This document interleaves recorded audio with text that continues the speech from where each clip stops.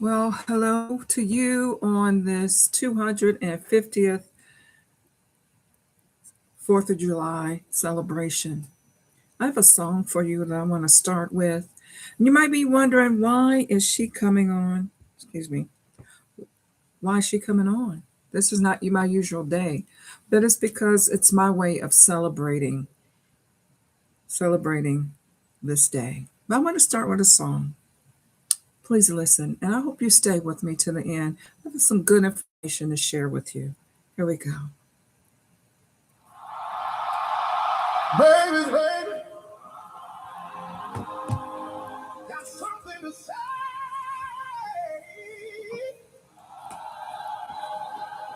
Happy birthday, America. I hope you enjoy my gift. I hope you enjoy this gift.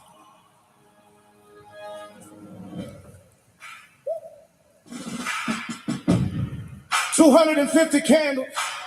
That's a long journey. Long Some journey. celebrate with fireworks. Some celebrate with memories. Some celebrate with stars. This is my birthday card to the country I call home. Oh, excuse me if I am not excited about the 250-year celebration. How can I feel celebratory when my ancestors weren't free? 250 years ago in this nation, don't get me wrong, I love my country, but over the last 250 years, my country hasn't shown much love to those who look like me. When liberty was written on the page, my people were still living in chains. The promise was beautiful, but it wasn't beautiful for everybody. We planted the crops, built the roads, raised the cities, built the wealth, yet our names were missing from the glory. Our fingerprints are all over America's foundation, but our freedom came generations later. We kept believing, even when America didn't believe in us. I'm not here to tear you down, I'm here because I still believe the greatest gift you can give yourself is becoming everything you promised you'd be. Excuse me if I am not excited about the 250-year celebration. How can I feel celebrating when my ancestors weren't free? 250 years ago in this nation, don't get me wrong, I love my country, but over the last 250 years, my country hasn't shown much love to those who look like me. From broken trees to auction blocks, from Jim Crow to red lines, from schools divided to justice delayed.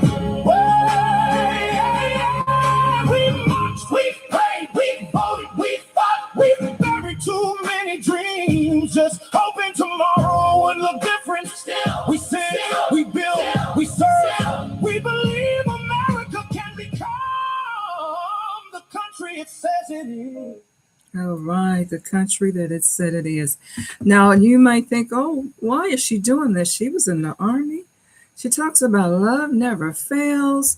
Can you stay with me, please? Because I have something to say. This is Sheila Green coming to you from Texas, and the ministry is Holy, WHOLLY, Committed Ministries.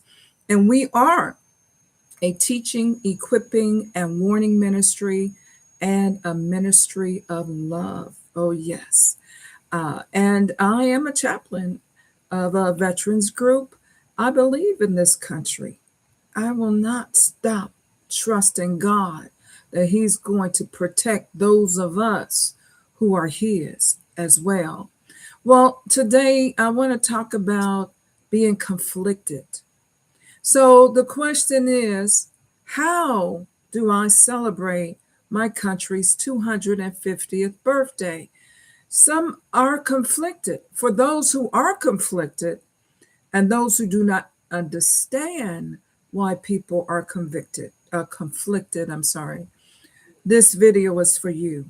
Please stay to the end. The song I played, I do not have the rights to the song, and it's called Happy Birthday America, and it's by Baby's Baby. I don't know who Baby's Baby, that's the name of it, but I left the link to the song at the end, information section. I also have another song that I'm gonna play at the end. It's called 250 Years by Baby's Baby. Very good songs that even if you're not from the ethnicity that I'm in, that I hope you still will go back and listen to both of those songs. They are informational. They're full of information because it's full of building understanding. Also, in my information section, I have two video links. One is why the founding fathers chose slavery, and the other one is James Earl Jones reads Frederick Douglass's speech, "What to the Slave is the 4th of July." Again, this is a day of celebration, but it's also a day of increasing in knowledge. So I hope whether you are whatever ethnicity you are, you will go back and look at the videos and and listen to the music that I shared. And so let me start with a history lesson. May I start with a history lesson? And those of you who follow me on Facebook, those of you who have followed me on my YouTube page, I talk about history. I am a minister of the gospel, and I love to tell the truth. So I share on history and so many other subjects as well. But today, I want to do a little bit about history. And I want to start with the beginning of our country and the statement, all men are created equal. You know, it comes from the Declaration of Independence, 1776, written by Thomas Jefferson. It was a political and philosophical statement asserting that all men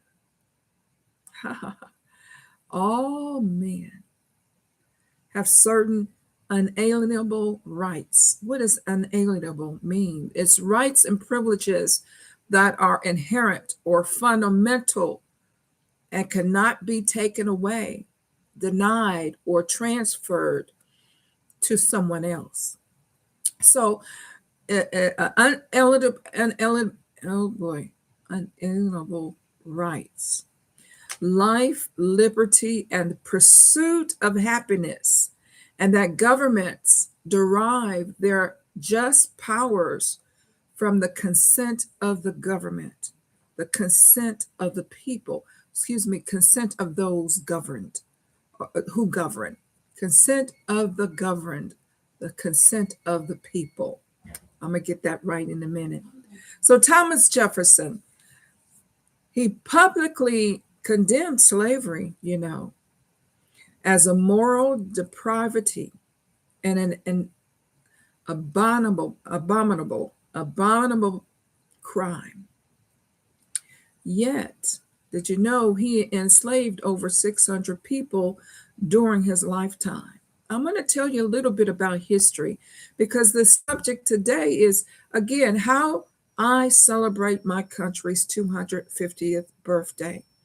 As a veteran, as a daughter of veterans, as a wife of a veteran, as a daughter of a husband and father that died of Agent Orange, as an ancestor of those who were enslaved. How do I celebrate a country?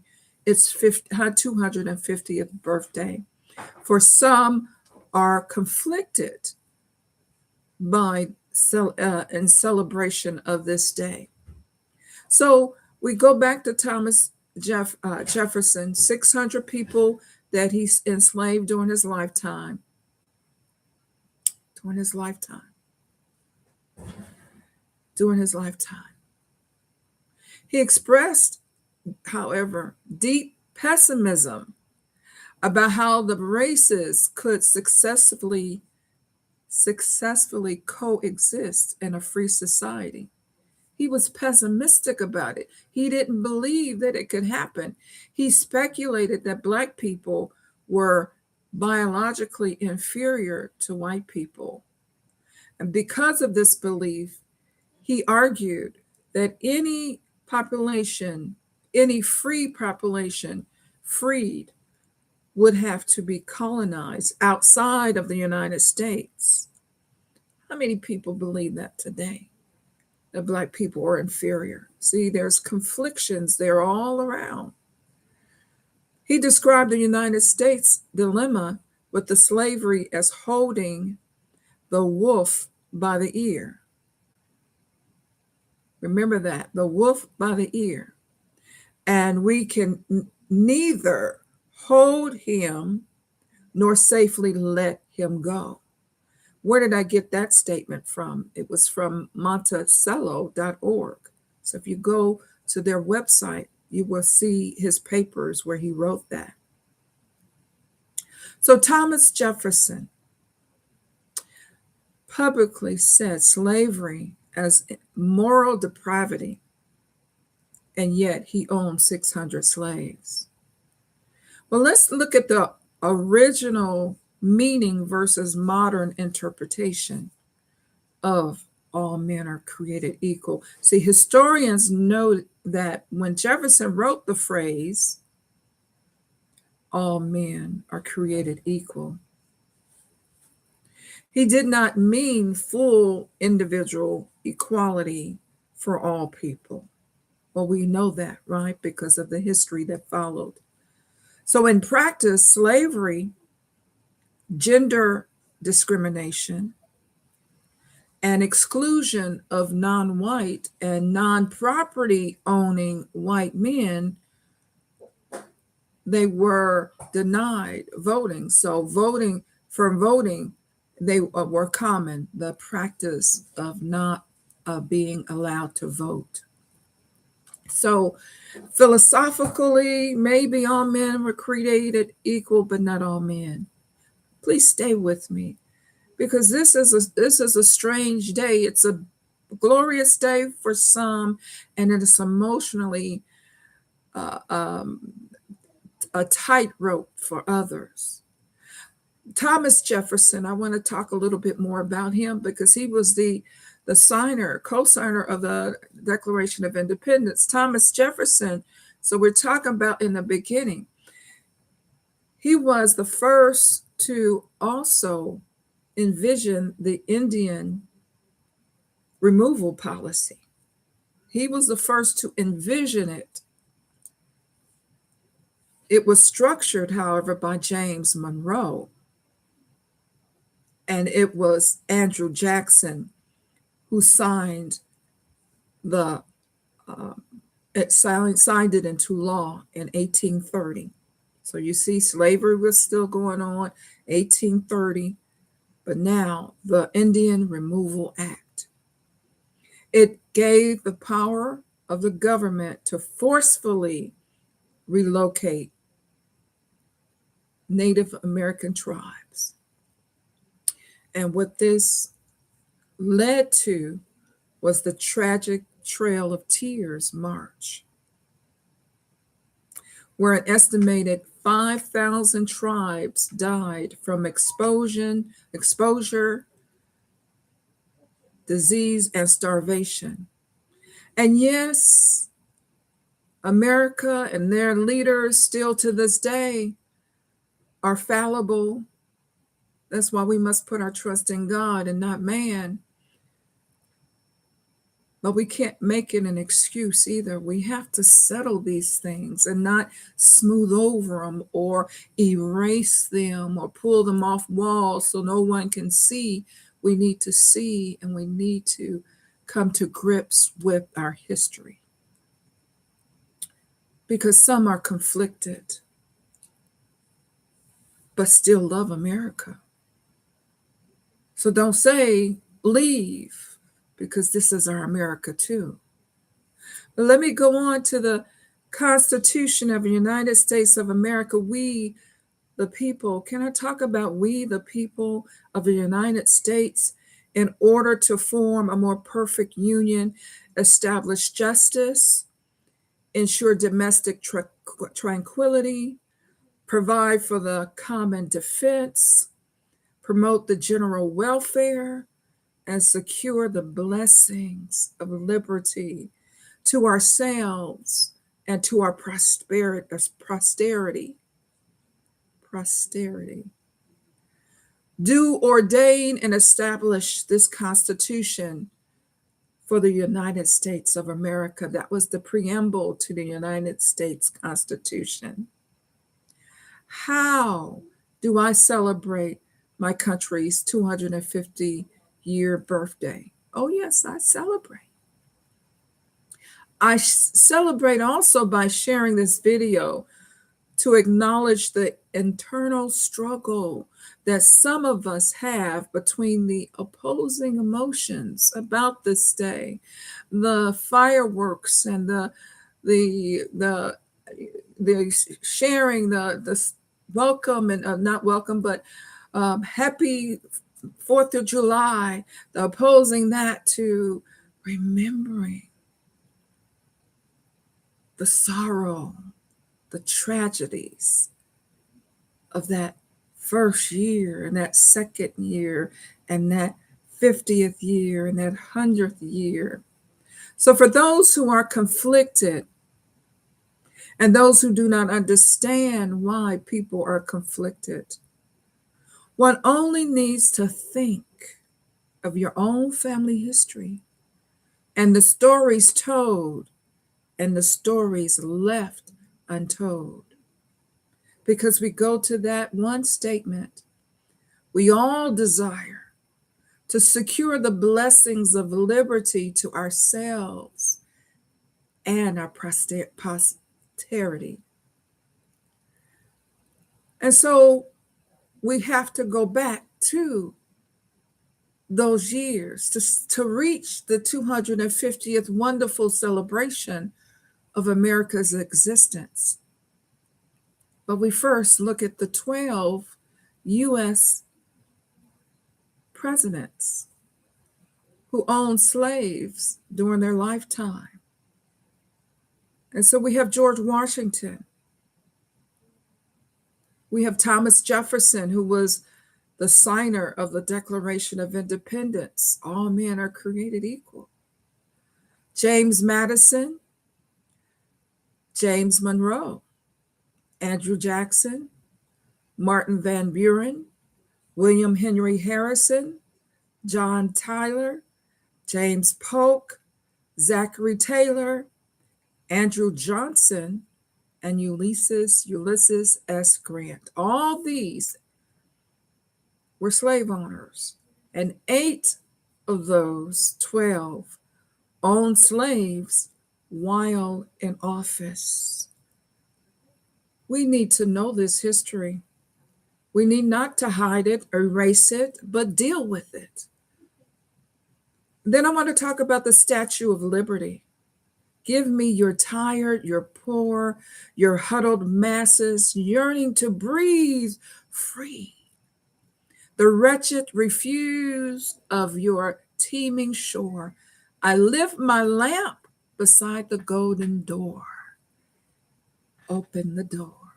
These words have become an enduring emblem of American ideals and are inscribed not only on the Statue of Liberty, but also in public spaces like John F. Kennedy International Airport. But we look to today. We cannot say, give me your tired, your poor, your huddled masses yearning to be free, because too many of our fellow Americans only think of these people today as leeches and villains and evil people trying to take from us. And so we look at the U.S. immigration system. Oh, to celebrate 250 years of glorious years. The system is actively and aggressively impacting communities nationwide today through mass deportations and legal revocations. Federal agencies have significantly expanded detention and deportation actions. Many of the detention centers are being run by uh, by for-profit companies and are being run more like a concentration camp. You know, there's some people today, when you mention the concentration camps, as a blank stare goes over them like, what do you mean? I mean the food and the living arrangements and babies and children and being locked up like criminals. That's what I mean by concentration camp. Many are returned to their countries of origin. However, there are many who are sent to countries that they can't even speak the language. And you know, there are some that have been sent to prisons, horrible prisons in other countries without due process. Our current administration has actively stripped or threatened revocation of legal status from hundreds of thousands of people, including dreamers. You may not know what dreamers are, so you might want to do a little research. These are children that came here. And now they're adults, but they've been on limbo for so many years. But now they're being thrown out, not knowing the language even of their country of origin. There's actively motivations and actions to strip and threaten people holding temporary protective status, TPS. And you hear some of the comments on this topic, and they say, well, they should go home now. They can't be here forever. But the countries that they're in, the same situation, the reason why they came here and given temporary protective status, it still exists. But also, there have been international students kicked out. Federal raids and enforcement tactics are putting emotional strain on communities in only specific states. And it includes going into schools and hospitals and in courts where individuals were there in compliance to the immigration process, producing uncertainty and so much fear. Give me your tired, your poor, your huddled masses yearning to be free. Unfortunately, many Americans, including those who once were missionaries to these very countries that these people came out of, they were missionaries, but now they're willing to throw them out and have no problem supporting the rejection and poor treatment of the poor and the desperate. So you see, I want to share with you my letter to my fellow Americans. But first, I want to just mention one thing. The diverse experiences of our ancestors shape who we are today. It shapes you and it shapes me because of the training, the teaching, or the lack thereof. Exploring this past, the past of America, exploring the past connects us to a broader human narrative, providing insight into the resilience, their traditions, whether bad or good, and the traumas passed down through generations. Now, we can pretend it doesn't exist, we can ignore it, we can make excuses for it, but it's there. And it's when we respect and honor the people that count. So to my fellow Americans, We are living in a time when much is being asked and required of us to ensure that our country will live up to the ideals it was founded upon. I love my country, don't get me wrong, and I'm not going anywhere.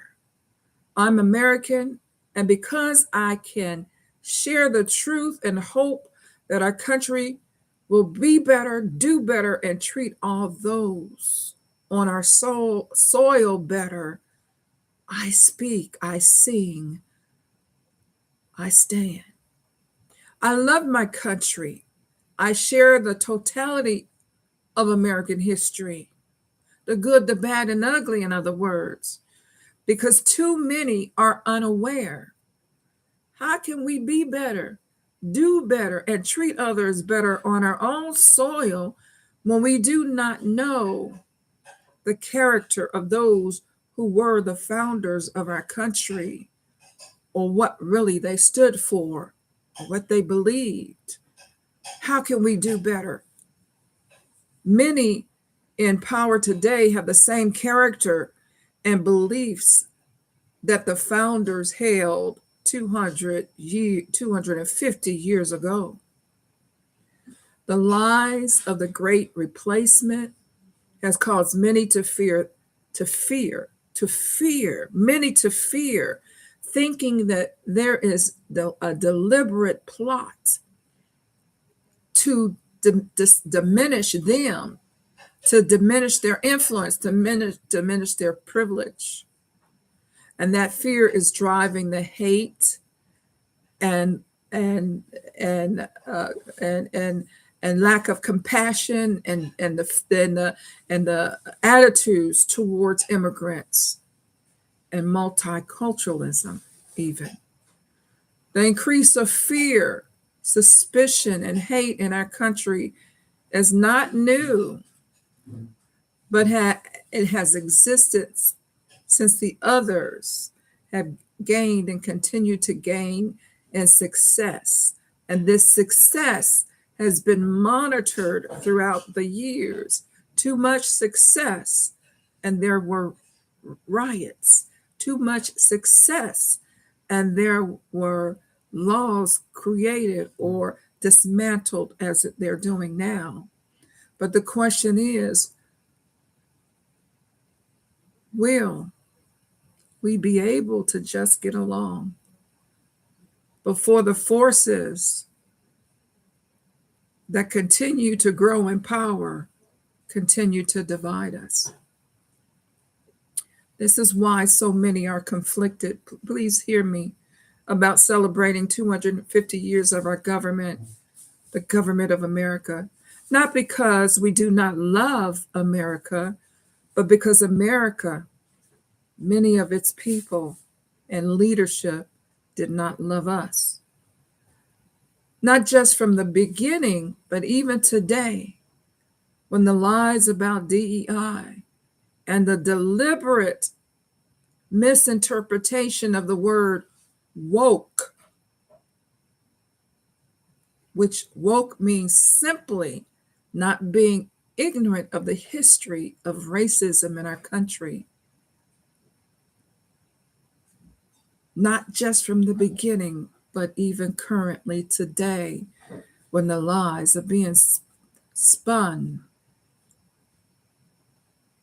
Do you hear the call to wake up? So I am, and you may consider me to be simplistic or naive, but I have hope still, like those who came before me. I believe in the people who have courage and who will fight with us, stand with us, and will refuse to remain silent.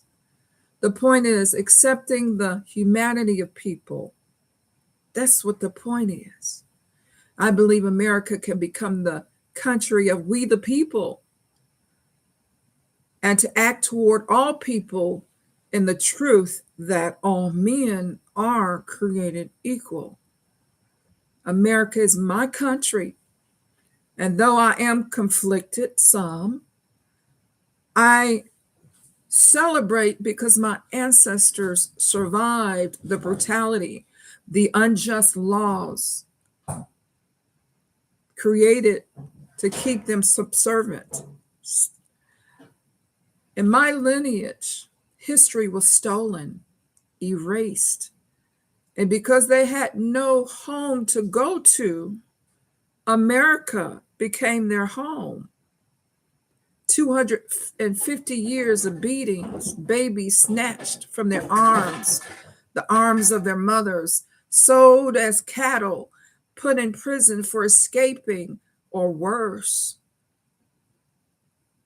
Babies fed to crocodiles, punished for learning to read, Jim Crow laws, redlining, employment and housing discrimination, and discrimination in military. Yes, I'm military, and I know the stories. I've seen some things. Discrimination in education and banking. I didn't stop banking because of discrimination in banking. I don't stop my educational pursuits because of discrimination. I did not pull away from the military because there was discrimination. And all of that, America was their home, my ancestors' home, and it is mine as well.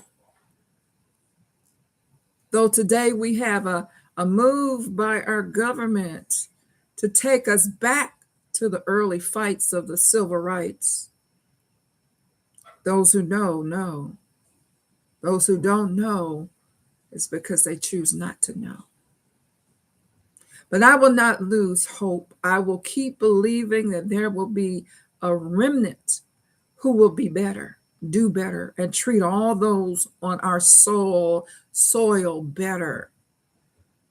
Let those who are conflicted by the 4th of July have the freedom to have the internal struggle between these opposing emotions about this day.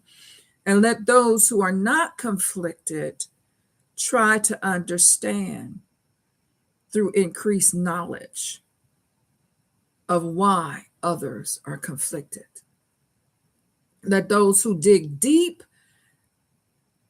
within to always bring out the beauty of compassion and understanding and love that is within them.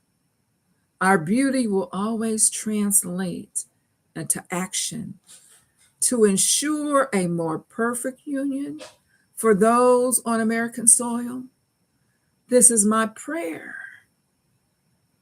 This is my prayer.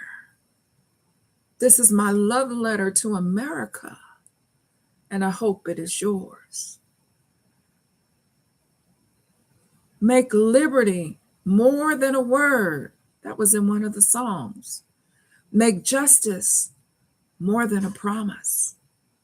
And then here's the stanza for America the Beautiful, the last stanza. America, America, God shed his grace on thee and crown thy good with brotherhood from sea to shining sea. And then John chapter 14, verse 27, and the Amplified Version goes, peace I leave with you, my peace, Jesus says, I give to you, not as the world gives, do I give to you. Do not let your heart be troubled, nor let it be afraid. Let my peace, my perfect peace, give to you, calm you in every circumstance and give you courage and strength for every challenge. And this is the challenge today. What is going to be for you in this 250th year of America? Again, I include in the links below other videos that will help to understand the fullness of American history to an extent. There's so much more to know, but this is a beginning, these two. And I hope that you will look at the videos and increase understanding. Please do. So, how do I celebrate America's 250th birthday? By sharing American history and sharing my hopes for America as I share this video. May the 250th year of America be the start of a new attitude for many of my fellow Americans. Frederick Douglass, how many know about him? He had a very good message on the 4th of July in the 1800s when he was invited to speak during a time when slavery still existed. Frederick Douglass, we celebrate your life and thank you for your voice. You had the courage to tell the truth, and I do too. I am America. And so I want to leave with you this last song that I hope that you will also listen more to, because it's full of history. And so I want to share this song as well for you.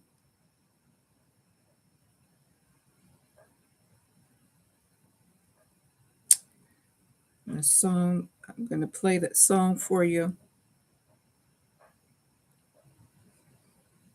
Thank you, Lord. 250 years. Here we go.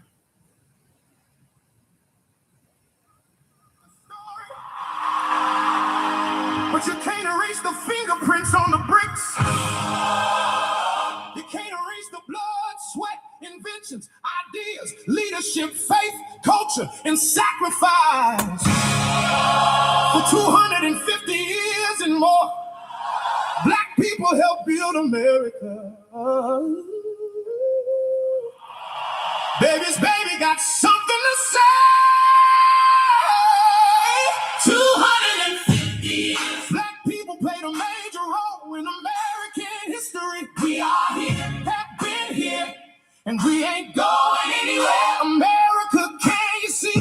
From the fields to the factories, from the classrooms to victory. They can try to erase our story, but they can't erase our legacy. Built the roads, built the ports, built the wealth of a nation. Work for free under chains, that's historical documentation. Cotton, tobacco, rice fields under the blazing sun. America's economy rising while our ancestors couldn't run. Hey. They sold our labor, they sold our pain, and somehow we still managed to rise again. From emancipation to reconstruction dreams, still pushing forward despite racist schemes. Frederick Douglass spoke truth with power and grace. Harriet Tubman kept freedom in the race. Washington taught education was key. W.E.B. Du Bois demanded equality. Black Wall Street showed what we could achieve when given a chance to simply breathe. Yet they burned it down, tried to erase the proof, but the truth still stands, and the truth is the truth. 250 Black people played a major role in American history. So I hope that you will share this video and know my heart. I love America. I am America. And I'm not going nowhere. God bless you. Until we meet again next time. Goodbye.